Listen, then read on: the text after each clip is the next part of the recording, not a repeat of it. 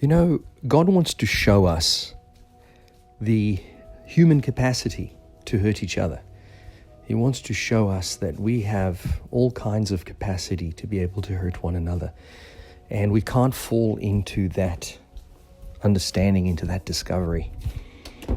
We really need to be the ones that are bigger than them. You know, we need to be the ones that are prepared to do what Jesus did, exactly what he did, which was to,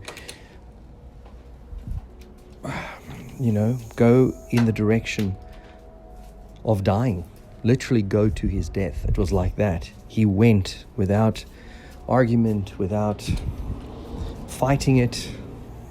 He knew the inevitability of it all. He knew that he had to go and do the thing that he had to do. And this is what I'm seeing us being faced with. We are all being faced with this. Do we get nasty to each other? Do we prove our capacity to be able to hurt one another, seriously hurt one another, especially the people that we most love? It becomes a proof, in the millennial kingdom. God's going to show us. He's going to say, look, can you see how you all had the capacity to be able to really, really harm one another? And very few humans are able to let go of their stuff, to let go of everything, I'm not saying I can. I'm not saying I'm able to either. I'm saying that we have to rise above this problem. Last night I prayed. I said, God, teach me what lessons you're trying to teach me. Like, show me what it is that you want me to know so that I can get past the problem. Teach me the lessons up front. Let me know. Let me pre-see before I have to feel it. Because it can be so easy for us to get blinded by a conflict that we are in. People around us are hurting us. They're attacking us. They are falling for their flesh. They are doing unreasonable, non-playable character-like actions. And it hurts us that they cannot see what we see, that there is so much stupidity in their actions, that there's so much pain that they want to exercise upon us. And we almost need to really kind of ask God to give us the capacity for love in the face of all pain, in the face of all the things that they are trying to do. We must kind of take it in the chin. They want to hurt us. Well, we have to let them hurt us. We have to. Because if we enter into a battle, the taste of it is going to be terrible. They're going to feel this bitter anger towards us. And they're going to be justified in feeling that, we were evil to them somehow. Even though we are the ones that are trying to be strong here. We are the ones that are trying to be reasonable. And, we the ones that hold out the olive tree, the olive branch. We want to give them the white flag. We always want to give them unreasonable things. On our end, we want to give them unreasonable things. I've been telling my partner, I'll give you, free boarding, free house. It's not my fault she went off and got herself into a rental that is in a very expensive area, and it's costing her a fortune. And on her salary, there is no way she can afford it. And she's bumming off her mum. Her mum is feeding money to her, but it's upsetting her mum. It's making her mum angry at me because she's going like, why aren't you providing? And I'm like, no, I am providing. I provide. I have got a home and I'm prepared to pay all the things. She doesn't have to pay for anything. It's not my fault she went off and set up her own lease and she's paying a fortune for it. It's not my fault. She's got a home, a perfectly good airplane that she doesn't need a parachute to jump out of. That was actually always her analogy. Why would you jump out of a plane when it's a perfectly good plane and you're okay? And I've always said to her, I am the one who cares about you. I am the peaceful one. I'm the one who doesn't want battles and war and hurt and brokenness. And, she is exactly the reverse. She's belligerent. She wants to fight. She wants to be angry. She wants to show off what a victim she is, narcissistic style qualities. And I have to bear it and bear it and bear it and bear it, as if I've got nothing else better to do except answer to her every whim. The way I see it is we are near the end. We really are near the end. And I think the question is, on the prophetic timeline, really, where are we? Because if we knew exactly where we are, we would be able to just ride this out and say, you know what, whatever, God's coming for us on this exact day or on this exact month.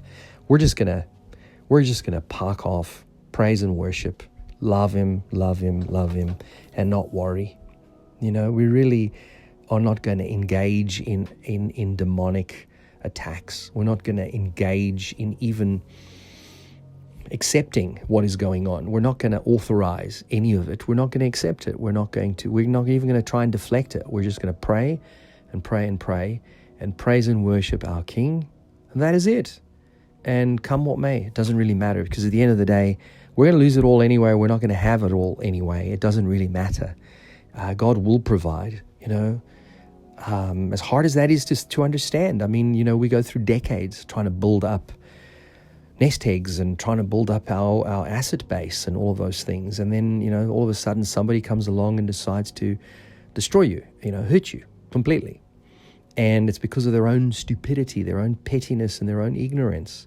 And we must rise above it. We must be way above it, so that we don't get caught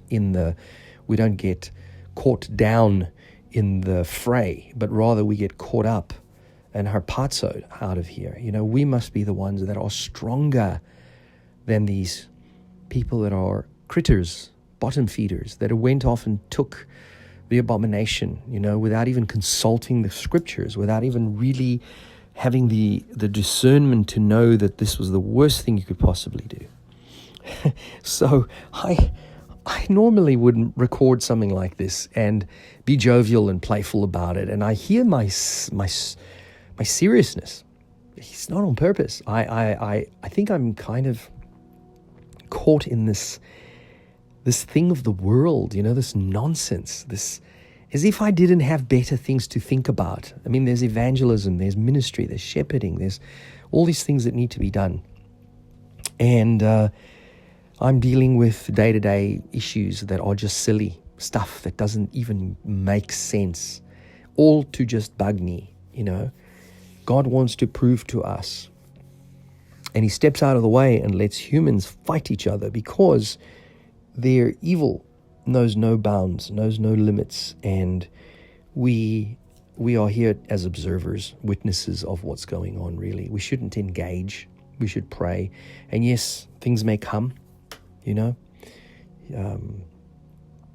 there are all sorts of things going on, which is very, very sad. I mean, I'm broken, that I've lost my sons, that I can't reach them. I can't communicate with them. They're so with their mum that, I go back through pages and pages of communications with them, calling them, texting them, messaging them, sending them links and videos and calling. I call and call and call, all hours, daytime, morning, afternoons, not too much in a day because obviously that can look weird. But I get no response, and I scroll back through pages of trying to communicate with them. And psychologically, they're caught behind the barrier of they live with mum. They don't want mum unsettled. They don't want to show that they are spending time with dad because that will cost them points in the house. And they give me a cold shoulder. And I've gone through 10 months of absolute coldness, iciness. One son, 5 times. And they're not like 5 long times, they're like 5 20-minute times. And my other son I've seen 13 times, and it's very, it's not happy, it's not nice. He's affected by it. He looks at me in a weird way, almost like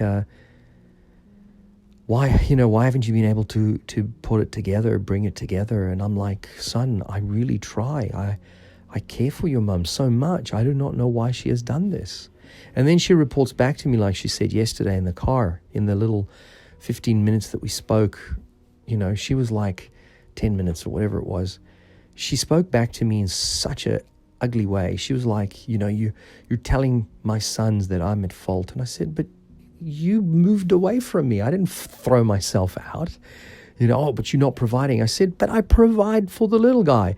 The other two are adults. They must, I want them to put pressure on you to say, Mum, we need Dad. Dad was helping us. He was part of our lives. I want her to turn around and say, okay, I can't do this with my mum's support anymore. I need a man. I can't just go on like this, because she is just totally unreasonable. She turns around, she says to me, I don't have any headaches anymore. There's no stress in the house. And I'm like, there was never stress in the house. You made it stressful because you were always the one who fought and was upset with me the whole time. You didn't want to be the woman of the house. You wanted to be the queen of your land. And, with this Jezebel spirit that she's sort of allowed to rule and reign over her life, to make her own choices about things, it got really bad. All her friends that surround her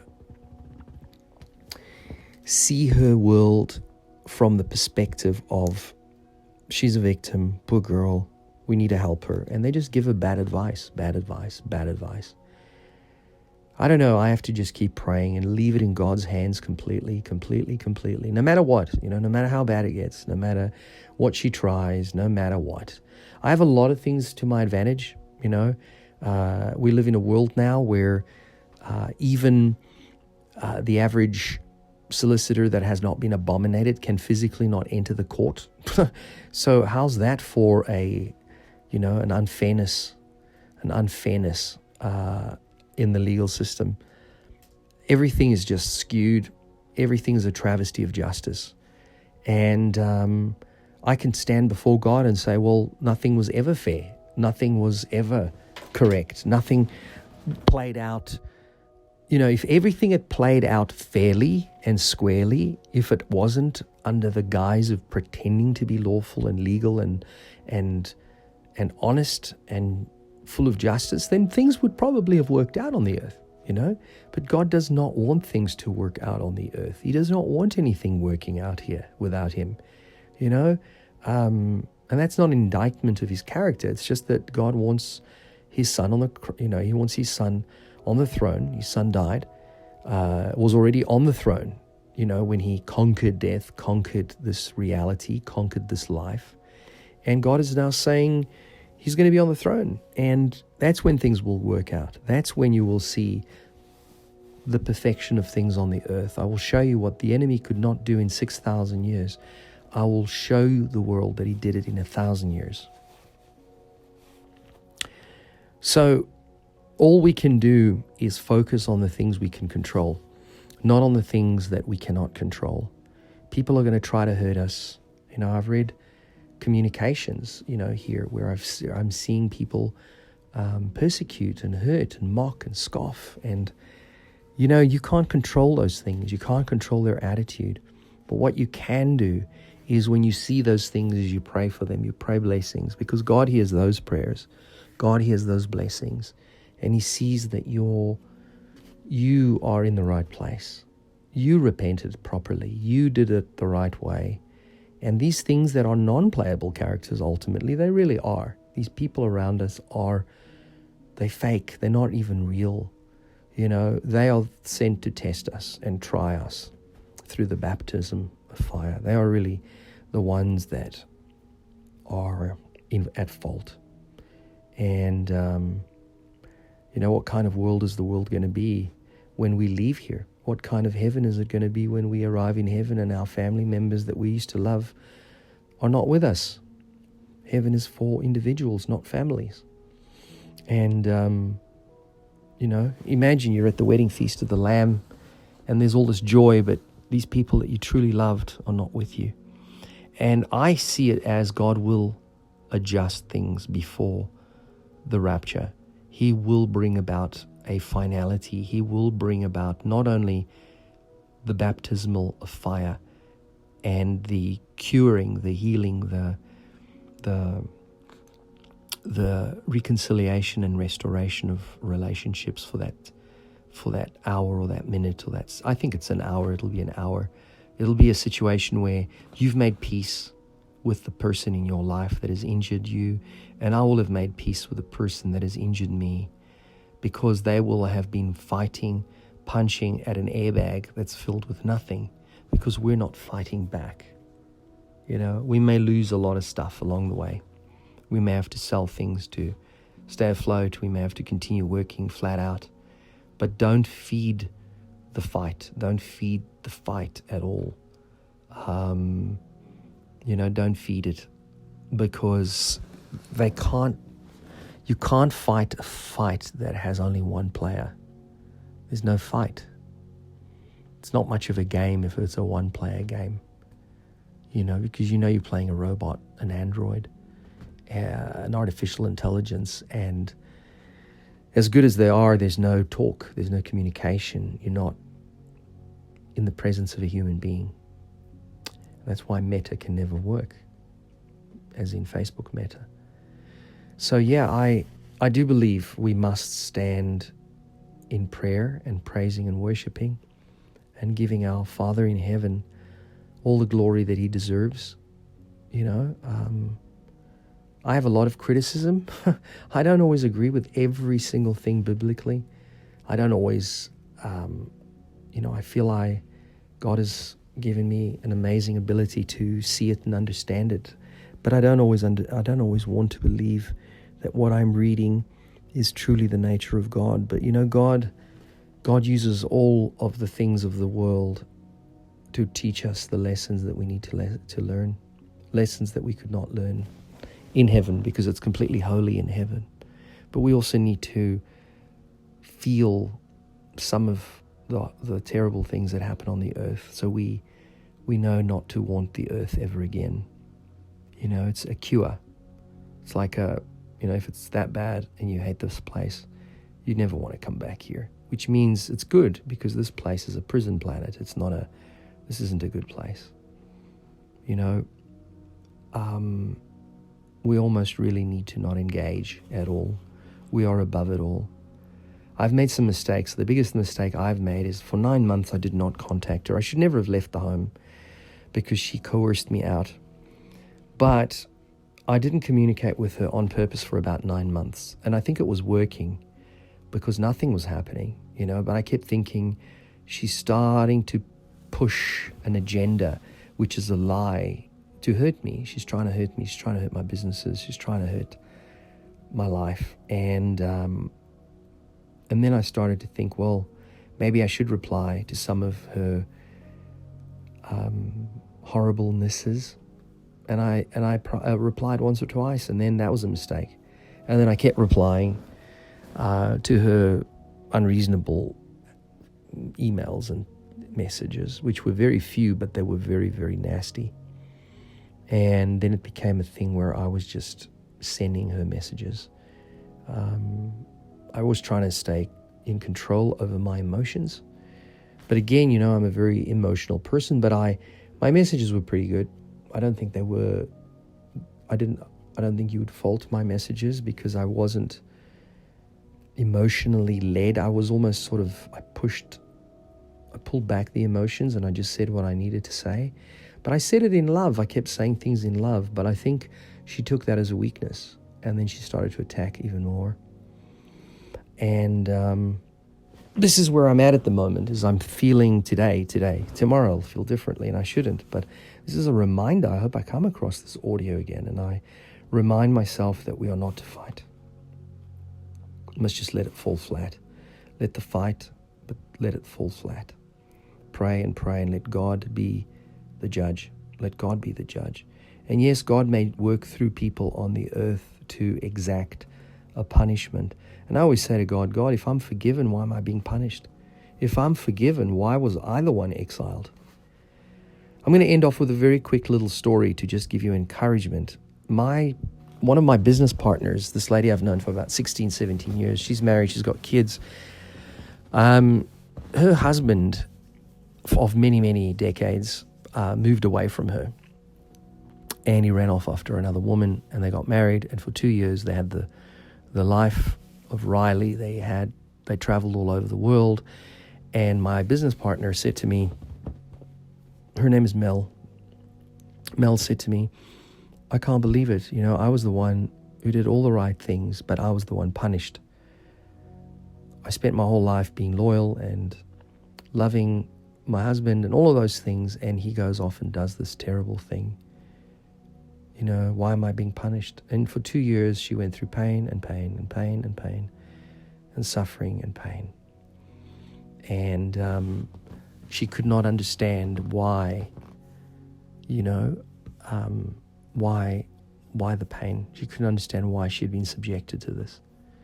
Why was she the one being punished? Anyway, 2 years into this thing, her husband goes off to Thailand on a holiday. I don't know what he did, but he did something that wasn't right, and he attracted a virus. And suddenly he had a tumor on his body, thinking he's near his backside or something. I don't know what the story there was. I don't know too many of the details. But he had problems. Things started to become quite serious. They had to operate. This thing was the size of a football, apparently. I don't know if that's an exaggeration, if it's possible that a tumor can be the size of a football, but apparently it was massive. It had to get removed. And as I've said to you, there are answers to how to deal with those things. But anyway, this is, they see something like that, they're terrified, and they get it cut out.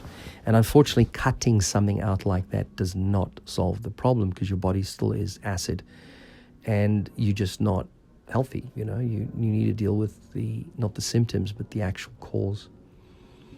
Anyway, he landed up in so much trouble, and things went so badly that he lost his capacity to walk, and he was confined to a wheelchair. And this marriage that he got into began to not look good. The lady she lost her husband, her other husband, and she lost her old age, as in, the security of the golden years that she was going to experience. She lost that. She also lost one of her sons, because of some terrible thing, and she just kept losing and losing. And it was almost like God was saying, well, hey, you shouldn't have done it. Here's your punishment. And he got a lot of punishment meted out as well. And to this day, they both at each other all the time, angrily. They hate each other because they basically got each other to commit sin, and they broke apart. Right? They're not in a good place. He lives in a aged care facility. He's not even that old, but he lives early in an aged care facility, advanced in years, because he's unable to walk and do all sorts of things. Because of the crisis that's going on in the world, he can't even go to a movie now with his daughter. He's stuck. He's depressed, he's down, he can't exercise, which is such an important part of mental health. And the lady who went along with him, she's not in a good place. She's deeply regretful and remorseful because of what she did. And my business partner says to me, Mel, she says to me, he was so proud always. He would never apologize about anything. He would storm out of a room, let the pain linger behind. And now he's sorry. Now he feels repentant and full of remorse, and he's a broken man. She says, and I don't wish that upon anybody. But she said, and the tragedy, of course, is that when somebody goes through all that pain, they come out of it on the other side wishing that they could bring their world back together the way it was with the person that they had, because they never appreciated that person. And I believe that's what's going to happen to all of us with our partners. They are going to have such a wake-up call. They're going to get so hurt. It's going to be so bad that they're going to lie in a hospital almost close to death, and they're going to feel remorse and pain and hurt and suffering, and they're going to wish that they had stayed with us, that they hadn't taken us for granted. I'm very good at predicting the future. I'm normally pretty accurate. My prophetic insights and abilities are really, really sharp. I've always been able to see the future. Just give you an example. In the 1980s, I made a movie about the end times, and it's about lockdowns. It's about abominations being put into people's bloodstreams, all of those things. That was in the 1980s, late 80s. So it just shows you that God has always blessed me with prophetic ability. I've always been able to say things, and I was right. I'll never forget seeing a picture, because we're trying to get a green card to live in the United States, and I saw this picture in a newspaper of Mandurah, and I said, that's where we're going to live. The second I met my wife across from the parcels counter where I lived, where I worked at work, I was working at Big D, Checkers Warehouse in South Africa. When I met her, I instantly said to Gladys Dlamini next to me, the lady that was with me, I said to her, you see that lady there? She's my wife. Took 1 second. So I see the future. And I can tell you right now, the people around us are going to get a wake-up call. God is going to deal with them severely. They are going to get such a painful wake-up call. But it might, along the way, we may have to lose stuff. The things we built up, the things we put aside for our sons and daughters and the family members around us that we love. We may have to go through that and just accept it and take a beating and just do what Jesus did. Just took the beating, took it. We may lose it, but I tell you, their gain will be their loss. Because when they gain the gain, it will be cursed. And the people that helped them destroy a family will be accursed as well, because they have brought curses upon their own families. Anyone who destroys another family will bring about their own demise. They will get destroyed themselves. But again, sadly, we know this. We are the elect. We have the discernment, but they don't know this. They don't know it. They don't know it. And I don't want to be vengeful. I don't want to be full of hurt and anger. I don't want to hurt anybody. But, my partner is horrible. She's horribly mistaken. And she always used to say, you always think I'm stupid. And I would always say to her, sweetheart, you are not stupid. I've never used that word. But the way she's doing things right now in this life, the way she's trying to hurt us and her family, fighting for something that is already hers, fighting for what is, it doesn't even make sense. She just does not get it. She wants to be in the fight, just like the person that you are fighting, the person that's fighting you. They don't get it. They are asleep. But you can never wake them up. They will never wake up until they have gone through massive punishment. God's put us through the punishment already. We're the cabs off the rank that went before they did. We got punished. I thought when we got forgiven, we didn't get punished, but we get punished severely. I've been punished now for, 10 months of complete isolation from my sons. One of my dear sons comes and sees me. The other one, it's so hard. And the other one never. He doesn't even care, And I gave them everything. They are my sons. I love them. And this is how they treat their dad. They dishonor their dad. The Bible says you dishonor your parents. Ooh, it's a bad thing. It's a very bad thing because you draw a curse as well. But what can I do, I went through punishment. I've gone through punishment. I've cried. But I don't want to cry anymore. I've gone through the hurt. God has passed the hurt to me. And now it's her turn. Now she's going to go through her pain because she doesn't realize. She is remorseless, no remorse, no repentance, no apologies. She hates me. She hates her flesh, the flesh of her flesh, the blood of her blood, as Apostle Paul says.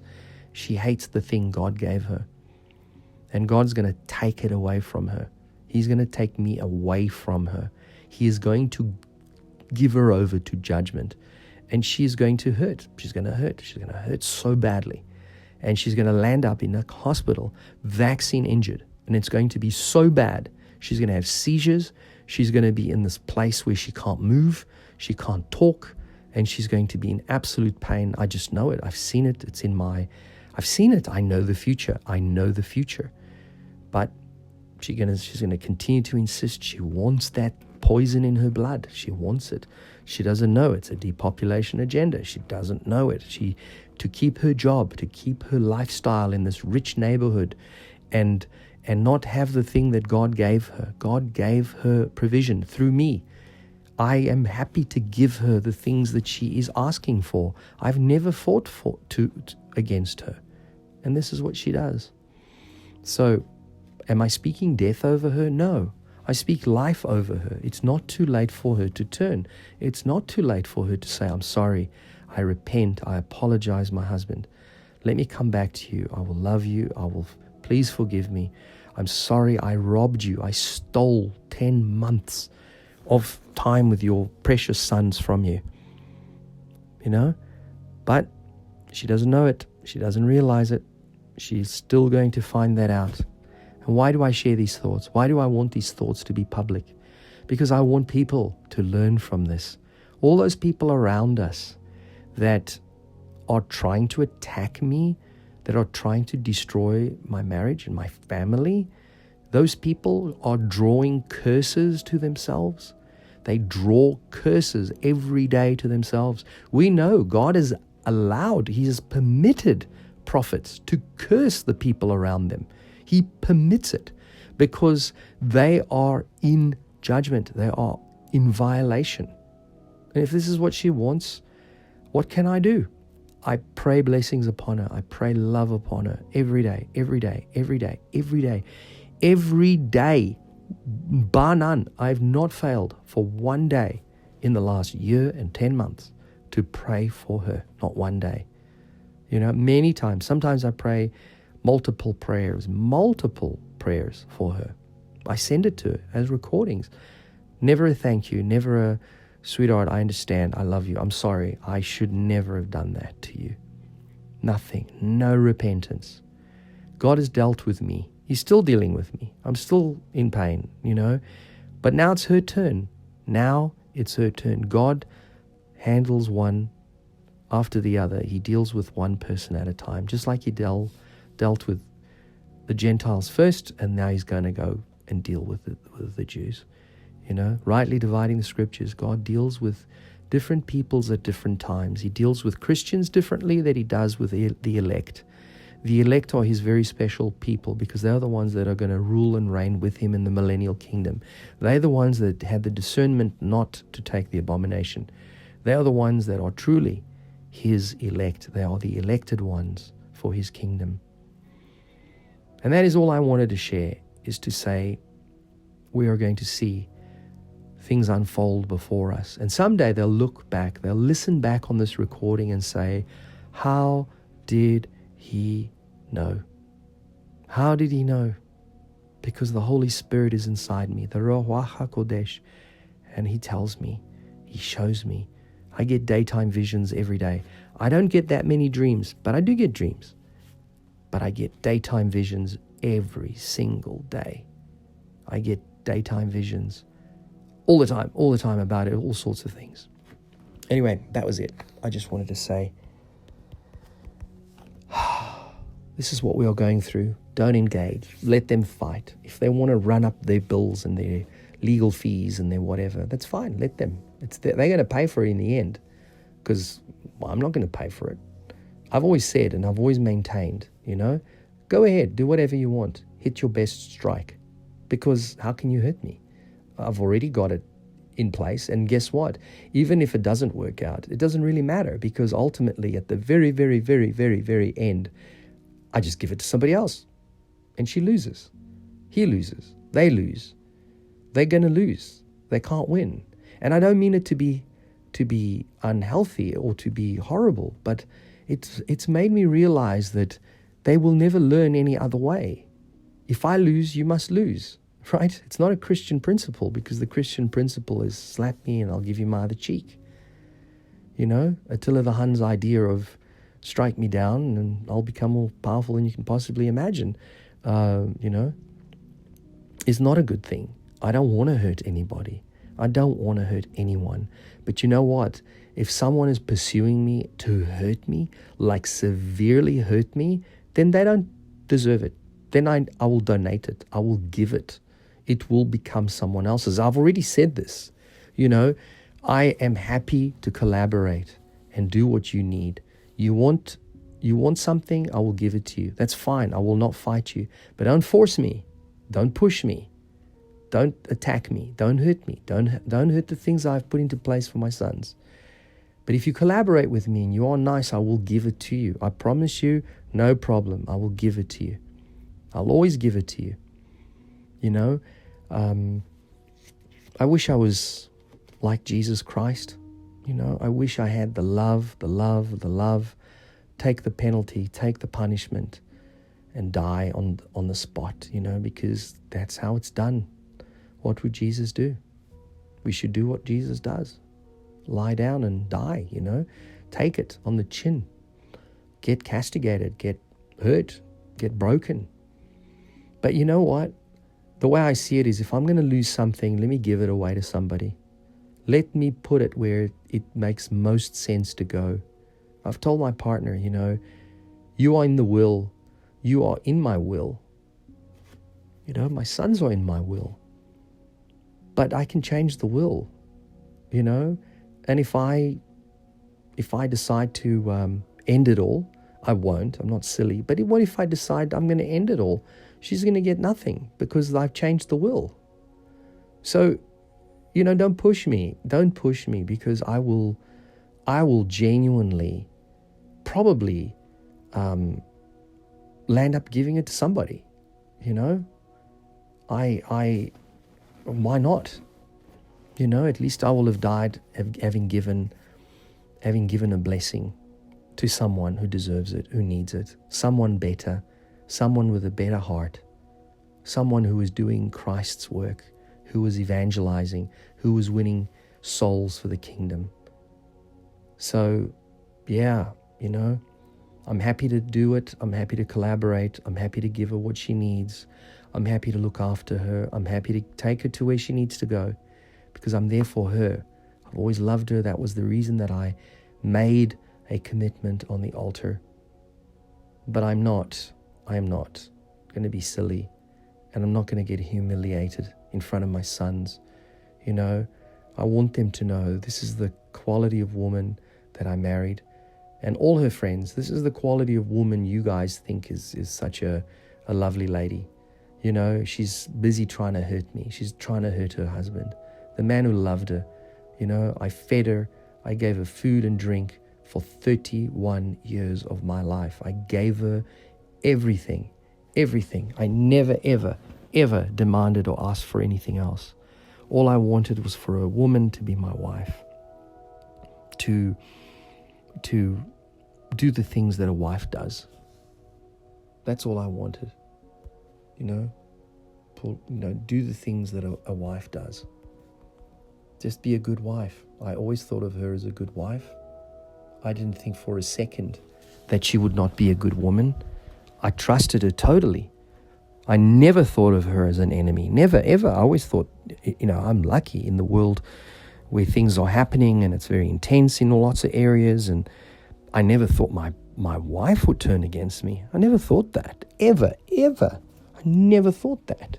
And I'd heard about couples getting into problems and things before and trying to hurt each other. And I thought, well, I'm lucky. I don't have that. I've got a woman who genuinely loves me and cares for me. And I love her, and I think she feels that. But she's turning into my biggest enemy, not my enemy, my biggest enemy, the one that seems to want to hurt me. And, why? Because she wants the fun, the pleasure of hurting her husband.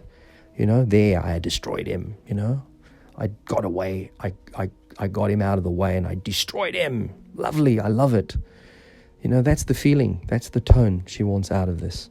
She wants to sit with her friends, drink her wine, have a little cheese biscuits on a Sunday afternoon and gloat about how she did such an amazing thing, and now she's living in her own little apartment as a little old lady, never again to meet a guy, because guys will come in and out of her life, treat her like like a whore, really, because they're not going to be interested in having anything with her. There's no glue there. They're not going to have children with her because she can't have kids anymore. So there's no glue. There's no glue to build that relationship. And they'll be there for a year or two, and it'll be one of those cold relationships. It rarely works. Women and men who break away from their partners never, ever, and this comes from my world in one of my forays and businesses was in publishing, and I used to publish a lot of books from men and women that had broken away from their husbands and wives to build a new life, thinking that they were going to have such a perfect life. And I've read those stories. All those stories are tragic. They all end badly, all of them. They all end with the man or the woman being alone. They all thought they were going to get a perfect relationship afterwards. The grass was always going to be greener on the other side, and they destroyed their marriages. They destroyed their lives, and they landed up dying in little apartments in the city or close to the city, by themselves, feeding their cats, and one day they just died, and they left their book to me to publish. And it was sad. I would read these stories and I would think, jeepers, that was bad. That didn't go well at all. But they don't know that, Okay, I just thought I'd give you this message, because I know you're going through the same thing with your partner, with your family. Them trying to hurt you. And I'm in the same situation, where my best friend in the world, my most special lady, has turned against me, and all I ever did was good things for her. And she paid for a holiday or 2 or 3 or whatever, and she paid for a few things. Her mum paid for some cars for my one son as a gift, but they hit me with it all the time. It's always like, we did that for you, you were never good enough. And I was like, but I thought those were gifts. I thought your mum did that as a gift, I love her mum. I love her mum very dearly. I loved her dad so much. Her dad would have sat with her and said to her, you know what? This thing that was set up, this is his son's inheritance. He would have turned around and said, you get back to your husband and you look after your husband and stop this nonsense, because you're going to lose him. Not only are you going to lose him, you're going to land up being a decrepit old lady. You're not very healthy as it is. Let him be there for you in your old age, because your buddies, your drink, superficial lip service buddies are not going to be there through your old age. She will never see that. Never. All my words are anathema to her. They are horrible. She doesn't want to hear me. I make too much sense. I tell too much the truth, and she doesn't like that. God sent them a strong delusion because they chose to believe a lie. My dear friend, I thank you so much for speaking to me today. I hope this wasn't too long a recording. I hope you got something out of it. And you didn't have to listen to the whole thing, but I do sometimes feel that by discussing it, people get to solve their problems. And I'm